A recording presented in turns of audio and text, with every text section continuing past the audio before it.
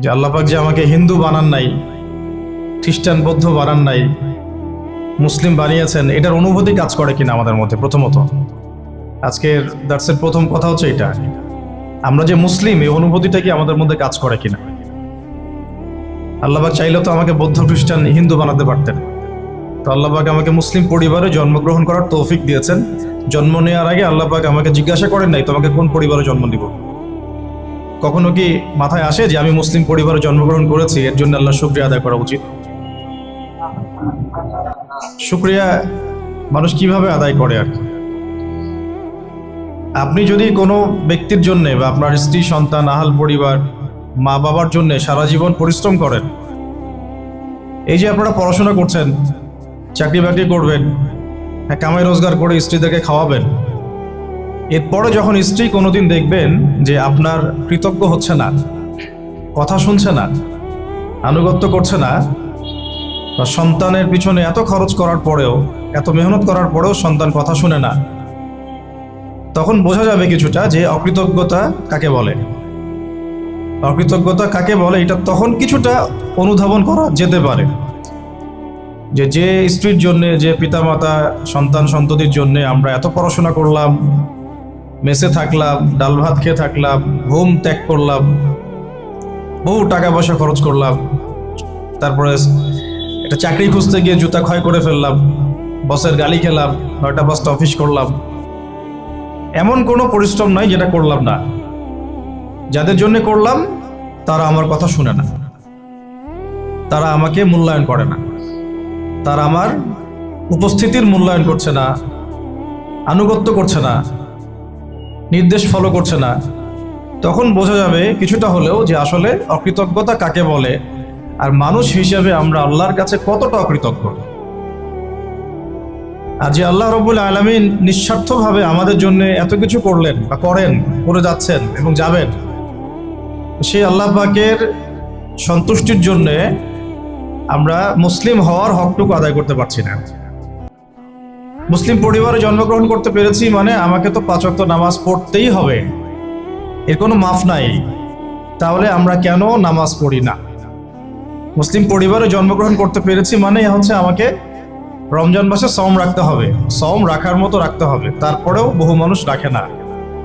যাকাত দিতেই হবে, দিতে হবে মানে দিতে হবে বলতে দিলেও হবে না দিলেও হবে এমন নয়, নিসাব পরিমাণ সম্পদ হলে দিতেই হবে, তবুও আমরা অনেকেই দেই না। দিনের ইলম নিয়ে কথা হচ্ছিল, একজন মুসলিমের উপরে দিনের জ্ঞান অর্জন করাটা ফরজ।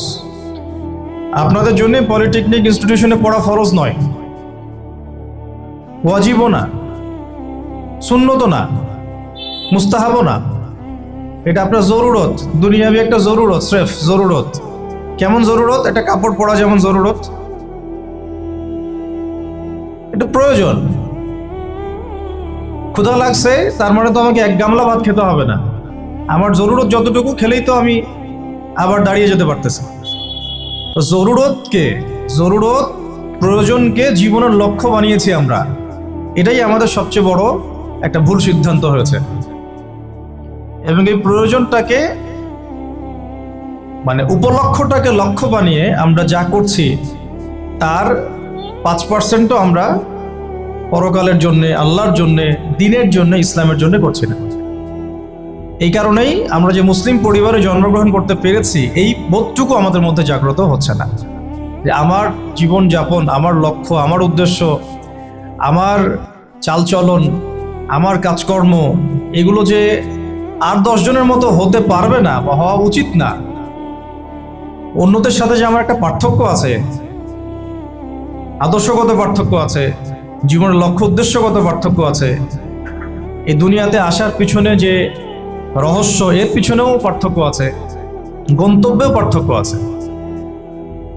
আমরা ছাড়া, মুসলিমরা ছাড়া অন্য যে কোনো কাফের যদি কাফের অবস্থায় মৃত্যুবরণ করে সরাসরি বিনা হিসেবে জাহান্নাম, এটা ওদের গন্তব্য।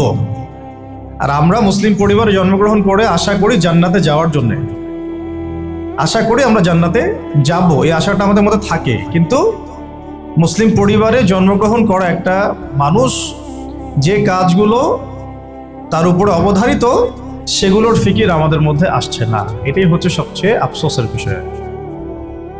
প্রথম যে বিষয়টা সেটা হলো সলাতের পাবন্দি আমাদের মধ্যে থাকতেই হবে যদি আমরা মুসলিম হয়ে থাকি। সলাত যে ব্যক্তি ঠিকঠাক মতো আদায় করছে না, এটা খুব স্ট্রং ফতোয়া যে তাকে আমরা পরিপূর্ণ মুসলিম কখনোই বলতে পারি না। দ্বিতীয় কথা হচ্ছে যে রমাদান মাসের সওম আমাদেরকে রাখতে হবে এবং আমরা রাখছি আলহামদুলিল্লাহ। এবং এই সওমটাকে শুধুমাত্র না খেয়ে থাকা আর পানি না খাওয়ার মধ্যে সীমাবদ্ধ রাখা যাবে না। মূল কথা হচ্ছে ভাই, এই আল্লাহ রাব্বুল আলামিনের দিকে প্রত্যাবর্তনের জন্যই রমজান মাসটা আমাদের কাছে আসে। কারণ সারা বছর আমরা বিভিন্ন দিকে ছন্নছাড়া হয়ে যাই। একটা আছে ঘর, এই ঘরের মধ্যে অনেক মানুষ আছে, এই মানুষগুলো বিভিন্ন দিকে ছুটে চলে গেছে, তাদেরকে ঘরে ফিরিয়ে আনতে হবে। ফিরিয়ে আনার মৌসুমটা হচ্ছে রমজান। এটা না খেয়ে থাকার মৌসুম না, পানি পান না করার মৌসুম না, এটা স্ত্রী সহবাস করবো না এটার জন্য রমজান নয়। এটা আমাদের একটা রেগুলেশনস, রুলস, আল্লাহর পক্ষ থেকে দেয়া একটা রেগুলেশনস। এটা কিন্তু মূল উদ্দেশ্য না। আল্লাহ পাক কিন্তু এই উদ্দেশ্যে রমজান নাজিল করেন নাই বা আমাদেরকে দেন নাই যে আমরা শুধু খাবো না আর পান করবো না, স্ত্রী সহবাস করবো না। উদ্দেশ্যটা আল্লাহ পাক আয়াতের শেষে বলেছেন লাআল্লাকুম তাত্তাকুন, যাতে করে তোমরা তাকওয়া অবলম্বন করতে পারো। আর এটা শুধু একদিন এক মাসের কোনো ট্রেনিং সেশন না, এটা বছর জুড়ে যেন থাকে, সারা জীবন জুড়ে যেন থাকে। এই জন্যই বেসিক্যালি রমাদান আসে। এই যে আজকে 6 বা 7 রমজান চলছে, আমরা কতজন ফিকির করেছি যে আসলে রমাজান কি জন্য আসছে? আল্লাহ পাক যে আমাকে রমাজানটা দিলেন, আমি তো সৌভাগ্যবান। রমাজানটা আসলো কেন? এটা কেন দিলেন আল্লাহ? কেন না খেয়ে থাকতে হবে আমাকে? কেন আমাকে পানি পান না করে থাকতে হবে? কেন আমি স্ত্রী সহবাস করবো না? স্ত্রী তো আমার জন্য হালাল। হালাল স্ত্রী আল্লাহ পাকের জন্য ছেড়ে দিচ্ছি, আবার সেই রোজা রেখেই হারাম মেয়েদের সাথে সম্পর্ক। হালাল খাবার আমরা ছেড়ে দিচ্ছি, হালাল খাবার ছেড়ে দিলাম, অথচ অর্থনৈতিক জীবনে, ব্যবসায়িক জীবনে গিয়ে দেখেন সুদ, ঘুষ, দুর্নীতি আর করাপশন। হালাল পানি ছেড়ে দিলাম, এদিকে দেখেন মাদক, জিনা, ব্যভিচার, পরকিয়া, গীবত, তহমত, এগুলো ছাড়তে পারছি না। আসলে কেন এগুলো ছাড়তে বলা হচ্ছে? পানি, খাবার এবং স্ত্রী সহবাস, একটা আপনাকে সবর এর ইমতিহান দেওয়া হচ্ছে, তাকওয়ার একটা প্রশিক্ষণ দেওয়া হচ্ছে। এটা এক একটা শুধু একটা বিষয় নয়, একটা মূলনীতি যে খাবার ছেড়ে দিচ্ছ মানে কি? আল্লাহর ভয়ে তুমি হালালও ছেড়ে দিচ্ছ, তাহলে আল্লাহর ভয়ে হারামে কিভাবে তুমি লিপ্ত হতে পারো? যে আল্লাহর ভয়ে তুমি হালাল ছেড়ে দিলা, সে আল্লাহকে ভয় না করে হারাম কেমন করে ছাড়তে পারো? মানে হারামে কিভাবে লিপ্ত হতে পারো? বিষয়টা হচ্ছে এই। যেই আল্লাহর ভয়ে আমি হালাল খাবার ছেড়ে দিলাম, সেই আল্লাহর ভয়ে কেন আমি হারাম ছাড়বো না? লজিকটা কি? এটা মেক সেন্স না? যে আল্লাহ পাকের ভয়ে আমি হালাল ছেড়ে দিলাম, হালাল খাবার ছেড়ে দিলাম, তাহলে কেন আমি আল্লাহর ভয়ে হারাম ছাড়বো না? যে আল্লাহর ভয়ে আমি পানি ছেড়ে দিচ্ছি, পানি ছাড়া মানুষ বাঁচেই না, তো সেই আল্লাহর ভয়ে আমি কেন আমার নফসের প্রবৃত্তিগুলো ছাড়তে পারবো না? আমি হারামগুলো কেন ছাড়তে পারবো না? যে আল্লাহর ভয়ে আমি হালাল স্ত্রী ছেড়ে দিলাম, তো সেই আল্লাহকে কি আমি তখন ভয় করি না যখন আমি হারাম মেয়েদের সাথে সম্পর্ক করি? এই প্রশিক্ষণটা দেওয়ার জন্য রমাদান আমাদের মধ্যে আসে, যাতে আমরা তাকওয়া অবলম্বন করতে পারি। এটা কি? আল্লাহ ভীতিটা কি? এক কথায় আনতা আবুদুল্লাহ কাআন্নাকা তারা, তুমি এমন ভাবে আল্লাহর ইবাদত করবে যেন তুমি আল্লাহকে দেখতে পারছো। আল্লাহকে যদি আমরা দেখতে পারতাম, তাহলে আমরা কি এক ওয়াক্ত নামাজ কাজা করতাম বা করতে পারতাম? না পড়ে থাকতে পারতাম, যাকাত না দিয়ে থাকতে পারতাম, সুদ খাইতে পারতাম, জেনা করতে পারতাম, ঘুষ খাইতে পারতাম, জুলুম করতে পারতাম, মানুষকে এইভাবে ঠকাতে পারতাম, মাপে কম দিতে পারতাম, এইসব কবিরাগুলো করতে পারতাম আল্লাহ যদি সামনে থাকতেন? আল্লাহ পাক হাদিসের মধ্যে রাসূলের মাধ্যমে এটা জানাচ্ছেন, এমন ভাবে আল্লাহর ইবাদত করো যেন তুমি আল্লাহকে দেখছো। ওয়াইল্লাম তাকুন তারাহু ফাইন্নাহু ইয়ারাক, তুমি যদি আল্লাহকে দেখতে না পারো, জেনে রাখবা আল্লাহ তোমাকে দেখছেন।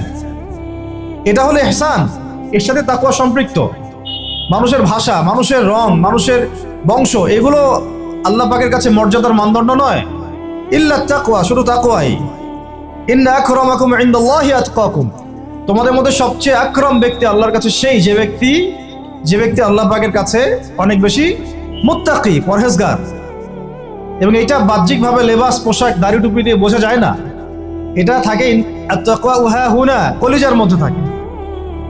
আমার দাড়ি টুপি, জুব্বা, পাগড়ি দেখে আপনি বলতে পারবেন না যে আমি খুব মুত্তাকি মানুষ। এটা বলার কোনো সুযোগই নাই। আপনি ধারণা করতে পারেন সর্বোচ্চ হতে পারে মানুষটা ভালো, কিন্তু সে কতটুকু ভালো, কতটুকু মুত্তাকি, এটা আল্লাহ ছাড়া কেউ জানেন না। আর এই রমাজানে কি হয়েছে, কেন রমাজানে এত এত করে আমরা আয়োজন করছি, সাওম রাখছি, যাকাত দিচ্ছি, তারাবি পড়ছি, আসলে খাসিয়াত কি? রমাজানের খাসিয়াতটা কি? খাসিয়াত হচ্ছে এই মাসে কোরআন নাজিল হয়েছে। সুবহানাল্লাহ। যদি কোরআন শাবানে নাজিল হতো, হয়তো শাবানের 1 মাস আমরা রোজা রাখতাম, কিন্তু কোরআন নাজিল হয়েছে রমাদানে, লাইলাতুল কদরে। ইন্না আনজালনাহু ফি লাইলাতুল কদর। এটা 1000 মাসের চাইতেও উত্তম। ফেরেশতাগণ নেমে আসেন, জিবরাইল আলাইহিস সালাম নেমে আসেন, সালাম শান্তি বর্ষিত হতে থাকে। এটা রমাদানের শেষ দশকে আছে। এই রমাদানে কোরআন নাজিল হয়েছে। কি উদ্দেশ্যে কোরআন নাজিল হয়েছে? 40 দিন পড়ার জন্য, নিশ্চয়ই 3 দিনের দিন পড়ার জন্য, বছরে একবার খোলার জন্য, সারা বছর ধুলায় পড়ে থাকবে আমার মেসের উপরে, এই জন্যে। আর আপনারা বুকে হাত দিয়ে বলেন তো, কতজন মানুষ আছেন এখানে, বা এই ওয়াজ যারা শুনবেন, নসিহত যারা শুনবেন, কতজন মানুষ আছে যারা ডেইলি কোরআন খুলে বাংলাদেশের মাটিতে? এই বাংলাদেশের 90% মুসলিমের দেশে কতজন মুসলিম আছেন যারা ডেইলি কোরআন খুলে দেখেন? অন্তত খুলে দেখেন একবার, অন্তত খুলে দেখেন একবার।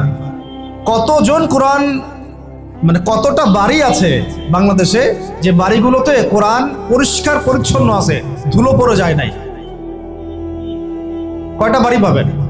বহু বাড়ি দেখবেন কোরআন পড়ে আছে উপরে ধুলায় ভর্তি। কোরআনের উপর ধুলা পড়েছে মানে কি জানেন? তার দিনের উপরে ধুলা পড়ে গেছে, তার কলমের উপরে ধুলা পড়ে গেছে, তার দুনিয়াও হালাক, আখিরাত হালাক, ইল্লা মাশাআল্লাহ, ইল্লা মাশাআল্লাহ।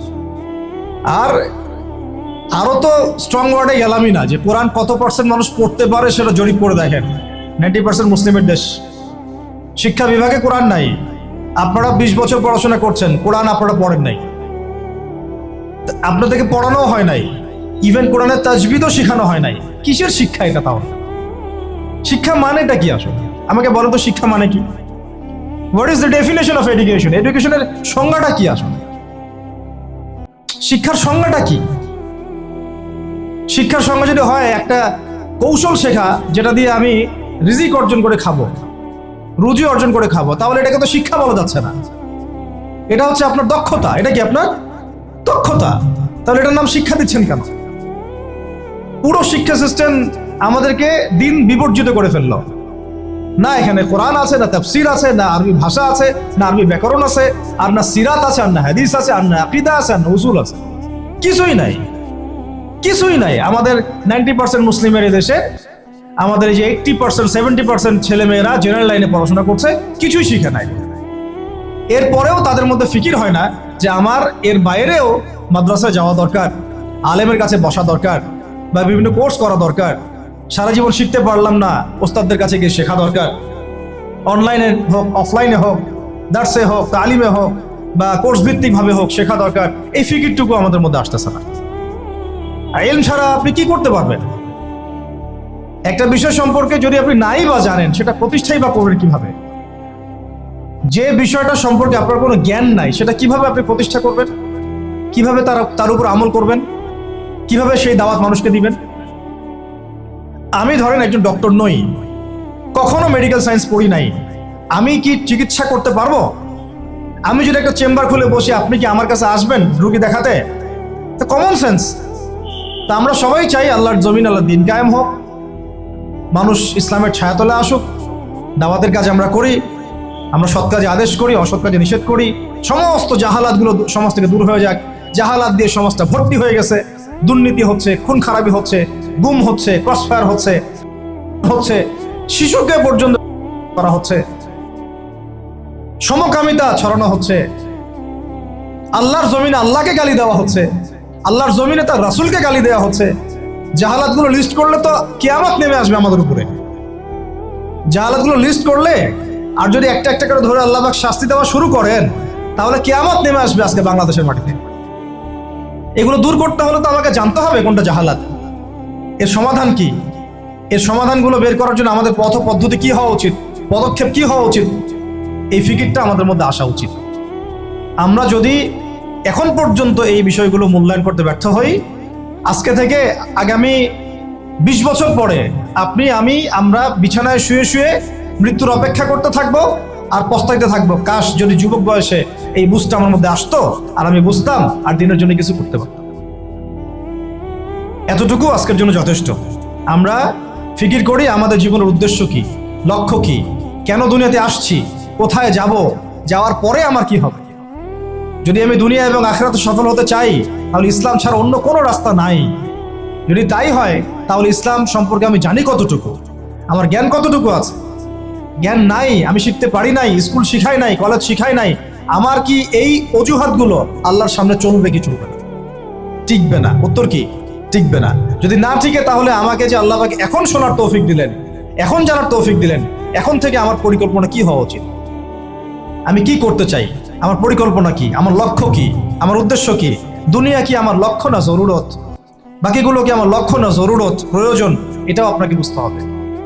এবং যদি আপনি বুঝে ফেলেন, হ্যাঁ সত্য মিথ্যা চিনে ফেলেন, আপনার লক্ষ্য উদ্দেশ্য চিনে ফেলেন, তাহলে আপনি নিজেই ছুটে আসবেন, আপনি নিজেই ছুটে আসবেন আলেমের দরবারে, ওস্তাদদের দরবারে। আপনি অস্থির হয়ে যাবেন কোথায় দিন পাওয়া যায়, কোথায় এলেম পাওয়া যায়, কোথায় কোরআন শেখা যায়, কোথায় সুন্নাহ শেখা যায়, কোথায় হাদিস শিখবো, কোথায় দিনের কাজ করব, কিভাবে করব, কাদের সাথে থাকবো। এই তাড়না আপনাকে হকের পথে নিয়ে আসবে। আর এই তাড়না যদি না থাকে, আর যদি আমরা হেলায় খেলায় সময় নষ্ট করতে থাকি, আর যদি মনে করি যে না এই দায়িত্ব আমার না, অন্যরা করবে, আর যদি মনে করি যে না সবাই হালাক হয়ে যাক, আমি তো ঠিক আছি, তাহলে জেনে রাখবেন আজকে থেকে 5-10 বছর 20 বছর পরে এমন আফসোস আমাদেরকে করতে হবে যে যখন আফসোস করে আর কোনো লাভ হবে না, বেশক কোনো লাভ হবে না। আর যদি ওই আফসোসেরও সুযোগ আল্লাহ না দিয়ে তার আগেই মৃত্যু দিয়ে দেন, তাহলে তো আর দুনিয়াতে দ্বিতীয়বার ফিরে আসারও কোনো সুযোগ নেই। অতএব যুবক ভাই, আপনাদেরকে মানে স্ট্রংলি বিষয়গুলো আমি নসিহত করছি, চেষ্টা করছি যে অনতিবিলম্বে রমাজানের এই হক আদায়ের চেষ্টা করেন, কোরআনের কাছে আসার চেষ্টা করেন। রমাজান সেই মাস যেই মাসে কোরআন নাযিল হয়েছে। এই মাসে যদি কোরআন শিখতে না পারি, ইলম শিখতে না পারি, উলামায়ে কিরামদের সোহবতে না আসি, ঐক্যবদ্ধ হতে না পারি, সমাজের জাহালাতগুলো চিহ্নিত করতে না পারি, দাওয়াতের মাধ্যমে, তাবলীগের মাধ্যমে, প্রতিবাদের মাধ্যমে যদি এগুলোকে আমরা বন্ধ করতে না পারি, তাহলে বাংলার 90% সংখ্যাগরিষ্ঠ মুসলিমের দেশেও আমরা কোনোদিনও স্বাধীন হতে পারব না।